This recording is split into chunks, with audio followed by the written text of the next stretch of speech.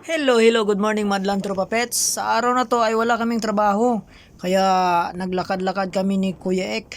At nang makalabas na kami sa boundary kung saan ako nagtatrabaho, umupo muna kami ni Kuya Ek at pag-usapan kung tutuloy ba namin ang paglakad-lakad namin kasi sobrang lakas ng hangin. Kung kakayanin ba namin ang lamig at lakas ng hangin, baka hindi rin kayanin ng aking kamera kasi sobrang lakas talaga ng hangin madlang tropa pets. Hindi marinig yung aking salita kung ano ang mga dinadaldal ko. Kaya masayang din ang aking pag-video-video.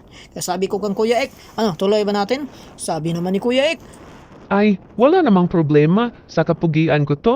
Tsak, manunood yan lahat ng madlang tropa pets. Sunod-sunod ka lang sa akin, ako na bahala. at sa punto nga to madlang tropa pets ay sinabi ko kang Kuya Ek na wag na tayong tumuloy kasi sobrang lakas talaga ng hangin at masayang lang ang ating gagawing video. Mamayang hapon na lang tayo tutuloy at doon pa rin tayo magpunta sa gusto mo.